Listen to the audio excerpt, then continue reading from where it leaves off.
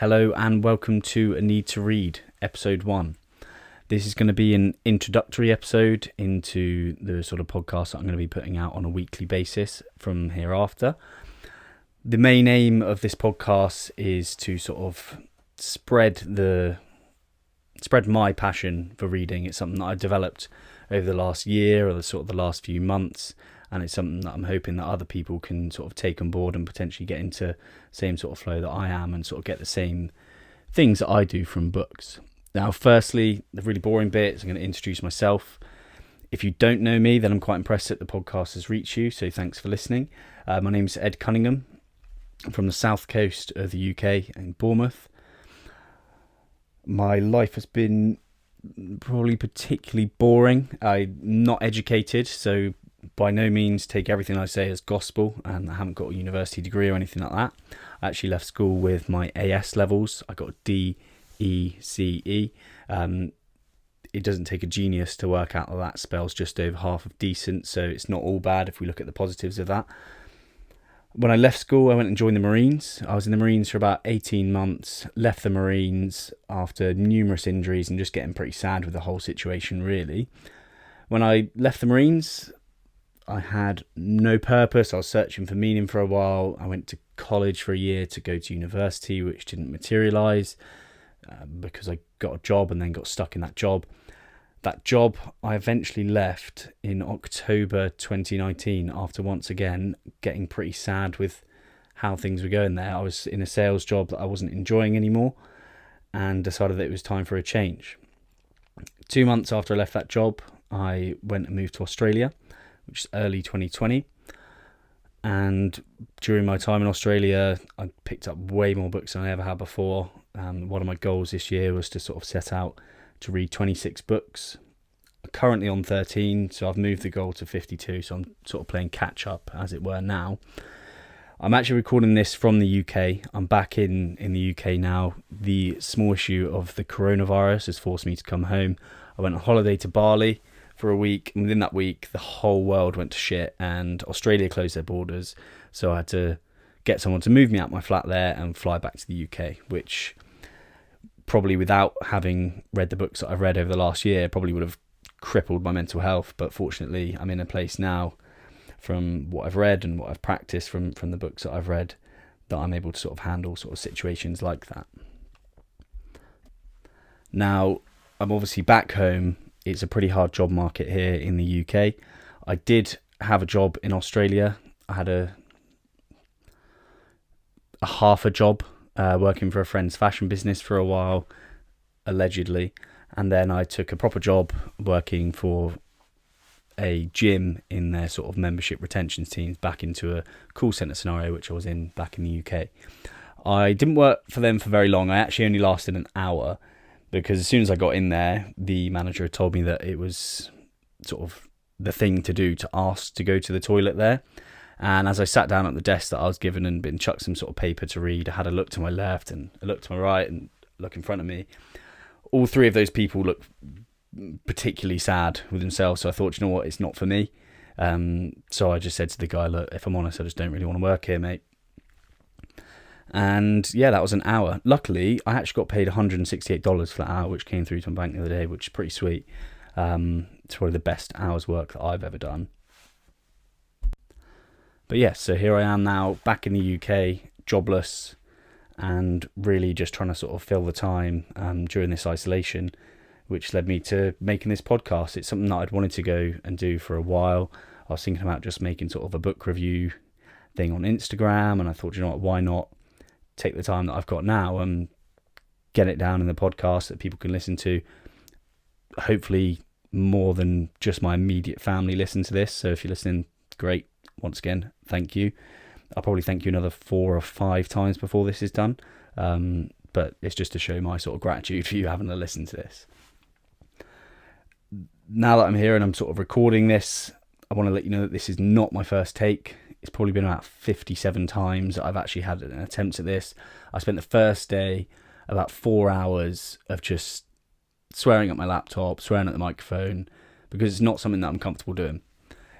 It's a strange thing standing up in front of a microphone when you've never done it before. It feels you that kind of like slight anxiety or nerves or whatever you want to call it. And my God, did it come across my voice. I'm hoping that it's not doing that now, because I feel a little bit more comfortable now.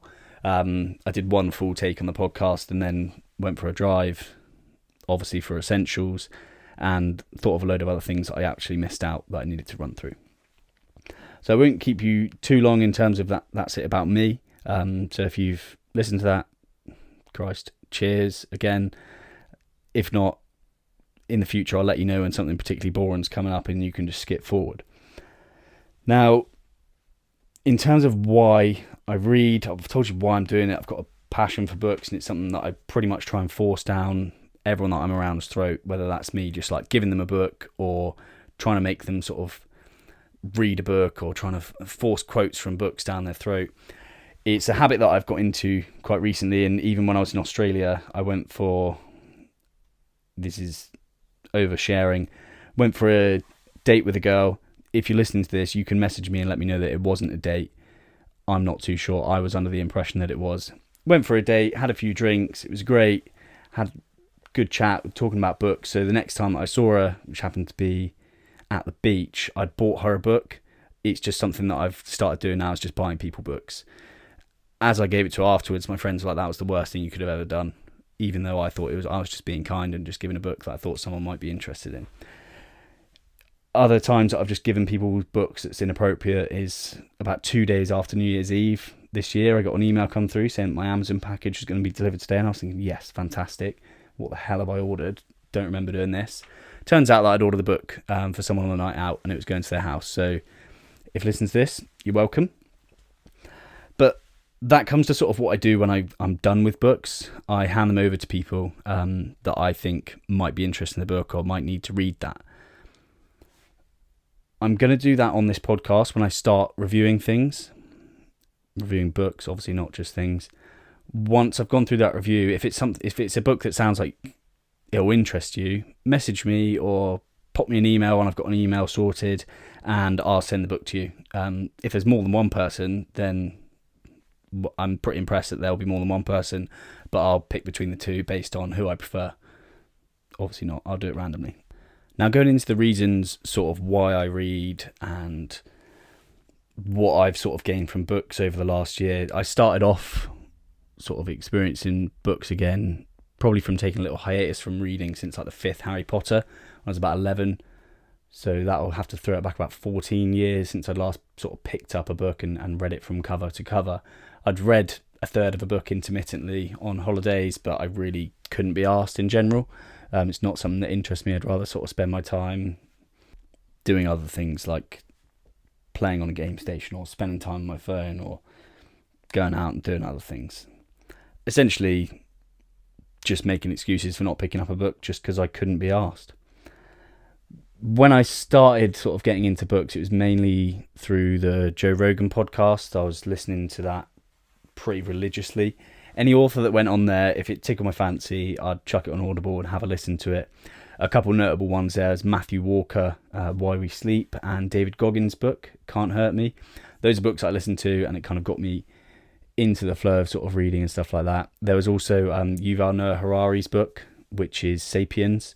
He's also got a couple of other books out there that I've read that are really interesting about sort of the history of the human race and Homo sapiens. Also Homo Deus, which is like the sort of sequel to that book. And there's another one, 21 Lessons for the 21st Century. So if you're looking for book recommendations and you've come this far, you can take those and go away with them, then just come back and listen to the rest of it, or preferably just keep listening and I'll keep going.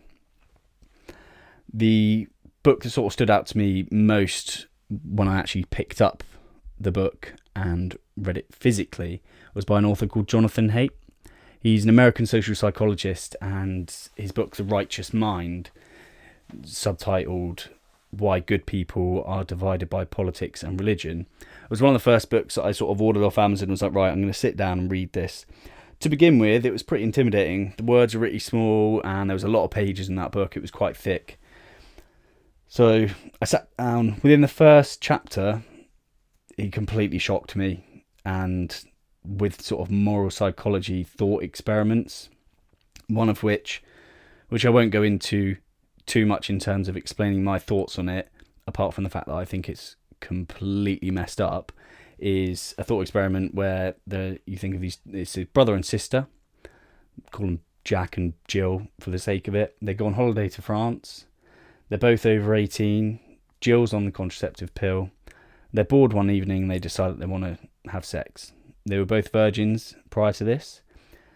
Jack uses a condom. Jill's obviously on the contraceptive pill. Once they've had sex, they decide that it was a great experience and it brought them closer together, but it's not something they'll be looking to do again, and they're never going to tell anyone. And what that's supposed to do is to tap into your morals from where you're brought up and whatever religion you're in and whatever sort of social sort of construct your morals are, to lead you sort of why you think that's wrong. And believe me, there's probably somewhere out there in the world that thinks that's perfectly fine to do. Although I'd hope that most people listening to this podcast would disagree with that. Now, the best thing about that book that I read was how it challenged my perspective on perspective. As paradoxical as that sounds, another thought experiment that he ran through was with a widow in your local town. She, on a Thursday night, decides to cook up some fish. In the Western world, of course, we're more than happy for anyone to cook whatever they want for their dinner, as long as it's not a dog or other type of pet, or a bat, for example, because if you eat a bat, then you fuck the whole world up, basically. So she eats the fish. Getting back to the story, because in a certain part of India, where a lot of Hindus live, they believe that fish is some sort of aphrodisiac. As she's a widow, they see that as an insult to her dead husband, because if she eats the fish, it's going to get her feeling a little bit fruity, and that's not going to be too good when she's meant to be staying loyal to her dead husband. But each their own in that sense. Now, both of those stories sort of opened my eyes into what on earth you can find in books. That was a psychology book. I read other books from there. It sort of opened up a whole sort of can of worms for me there in terms of like other psychology books, your self-help sort of personal development books, mostly along the sort of non-fiction line. You got philosophy books, and then sort of more recently I've had a look at classic novels, although some of those are pretty difficult to get into. I'm going to do a separate podcast on classic novels and each different sort of genre of books, and a few of my favourite authors as well. Now, in terms of the impact that reading's had on my life in terms of sort of shaping who I am as a person now, you wouldn't believe in terms of, or you may believe it, you may sort of be going through something yourself where you change so much over the space of a few months, or become a kind of person that you always were. We're fluid as people. We are ever changing, as much as people like to think they're stuck in their ways. Reading for me has turned me into a more sort of kind and compassionate, philosophical person. I'm definitely more open as a person now with sort of the books that I've read, and definitely got a little bit more patience as well, especially reading all the psychology books and learning sort of how to deal with your issues. And that's a lot in the philosophy books as well, mainly by sort of Ryan Halliday, who once again I'll speak about in another podcast. Three of the books that sort of changed my life the most across the last year. One would be Mark Manson's Subtle Art of Not Giving a Fuck. Now, that is about living a sort of value-driven lifestyle. It's not about walking around saying that you don't give a fuck about anything or anyone and hurting people along the way. It's about making sure that the way that you live your life is in line with your values. So if you value sort of being a good friend, a good brother, a good sister, a good mum or dad, whatever you do, it's living in line with those values. Making sure that you're not reaching out for these goals, but you're actually trying to become the person that would fulfill that goal, as opposed to just saying, I'm going to be a millionaire. Your value would be, I'm going to be a hard worker. That way you can be happy as you are, as opposed to always be reaching for happiness and never actually getting there. It's a sort of the pursuit of happiness. Everyone's seen the film with Will Smith. It's a paradox. You've just got to be comfortable in sort of the life that you have currently. Another book that was massive for me last year was The Happiness Trap by Russell Harris. He's an Australian psychologist, and his book runs through a lot of exercises for when negative thoughts come into your mind. I wasn't going through the best of times last year, especially. My head was overcrowded with shit and negative thoughts, and it impacted loads of things. It impacted relationships, impacted my day-to-day. I was waking up feeling like shit. This book helped me massively. It actually went alongside with some therapy, so I'm not claiming to be a mental health expert or anything. Everyone has their own opinion on it. My opinion on it is that this book is fucking fantastic. But if you are sad and you feel like anxious and you feel like you might need to get help, I definitely recommend getting some help, because it's huge. Obviously, where we are in the UK, if you're listening from the UK, there is long waiting lists when it comes to things like that. So maybe picking up Russell Harris's book, running through some of the exercises there and taking some time on that could help you in a positive way. If not, just pick it up and read it. It's got so many different things that you might not use now, but you might use in a year's time. One of the fantastic things about books, and sort of what I found with reading, is you might have read something 9 months ago that's not going to be relevant up until a point where now in your life something has changed and you need to rely back on something that you remember from that book. The third book that I read that was sort of opened my eyes to sort of philosophy and got me interested in that was Happy by Derren Brown. He's the magician. It's not just some other author. He is the magician from telly. His book Happy introduced me to sort of stoicism and stoic philosophy. As an author, as with some bloke that does magic, it was such an easy book to read. It was interesting and it kept you entertained from start to finish, as well as sort of making you think at the same time. It's not a particularly big book.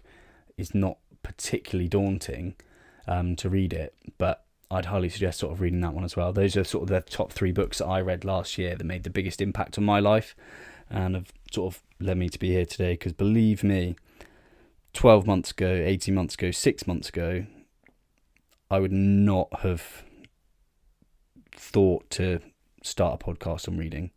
But now I kind of want to share what my experience has been and see if, even if I can get one person into reading and then they read a book in 3 months' time saying that they change your life, I'm 100% going to take credit for that. So it will be down to me, and I'd expect you to thank me. Now, if you don't know me, I really want you to take a note that that was a joke. I'm not going to take credit for anything. But I'd be really pleased if this podcast gets someone to pick up a book that can make people go through the changes that I feel that I have over the last year or so. Now, going forward with this, if you're not a reader, then welcome to the club. Hopefully you're going to pick up a book at some stage and start reading it. I'll be reviewing books each week. I'll keep it short and sharp. This will probably be the longest podcast I do up until I start sort of getting people on to have a chat about their relationship with books and their experience with books. If you don't read, a way that I like to do it in terms of when I read first thing in the morning. Not everyone can do that. I'm a morning person. My most productive hours seem to just be between 6 a.m. and 8 a.m. and everything from there is just downhill. So I like to read first thing in the morning. At the moment, obviously I've got a load of time, so I'm doing about an hour. But if you can give yourself 20 minutes, half an hour, if you're averaging at about a page per minute at a reading speed, obviously it's going to vary from book to book. You're going to have those books where the words are really small and you're going to have to strain your eyes, and it's going to take you way longer than a minute to read that. But if you do that, you read every other day, you read every day. If you read every day, let's say you've got a 300-page book, let's say you do the half an hour so I can work it out quickly on the maths front, it'll take you 10 days to read that 300-page book, and you might not have read a book for years. Or if you just do it every other day, let's call it 3 weeks for a 300-page book. And it might not be something that you'd thought about picking up at all, and it's just half an hour a day. That's half an hour that you don't have to spend with your eyes locked onto a phone screen or locked onto your computer after a long day at work, and you can actually just escape from the world. You don't have to worry about notifications popping up on your book at all, or people trying to contact you on your book. If someone needs you that badly, they'll give you a call. A text is never that important. They can always give you a call if they need you urgently. So I like to put my phone to the side when I'm reading, just so I'm not distracted by that, because it's so easy to get distracted. I do often read sort of just before I go to bed as well, just so I'm not getting that blue light in just before I go to sleep. It relates back to sort of Matthew Walker's book and talking about sleep. He doesn't like blue light before bed. If you do read that book, I just want a little disclaimer. it will scare you into sleeping. He pretty much says if you do not sleep, you will get cancer and you will die, or you will get dementia and you will die. So take it as with a pinch of salt. I'm sure if you miss a couple of hours sleep, it's not going to be that terrible for you, but it definitely made me sort of start thinking about my sleep even more. And that's the kind of impact that books can have. Sleep's never something I'd thought out before. I read a book and then instantly I'm kind of obsessed with my sleep. So that's going to be it for the introduction. Thanks for sticking with me. That's not the last time I'm going to thank you. I'll probably do it again in a minute. But yeah, future plans for this podcast. I'm hoping to get some people on so I can chat with them about their sort of relationship with books. Hopefully get some authors on in the future. And once I've done that, I'm going to run through a backlog of a couple of books that I've read this year that have really sort of interested me. Obviously, I've run through some classic novels not everyone's going to be interested in, but I'll do a podcast on those, a podcast on some of the self-help books that have helped me sort of in structuring my day, things like that. Philosophy books that I've run through, psychology, going to probably do one on sort of spiritual books, so it depends if you're that way inclined, if you want to listen to that, but it's something I'm quite interested in, so I'll definitely be going through that. Once I've done that, I'm going to be reviewing a book a week. Once I've reviewed the book, I won't keep it too long. I'm not going to ruin the book for you. I'll then put it out there as who wants the book. If they want it, I'll send it to them. If it costs me over a tenner in postage, I'm not doing it. I'll pick someone else that I'm going to send it to. But yeah, thank you very much for listening and taking the time. I appreciate everyone's got bags more time at the moment for the most part. But yeah, it means a lot that you've actually stuck to me up until this point, and I'll be back pretty soon with more. So yeah, thank you very much. Take care.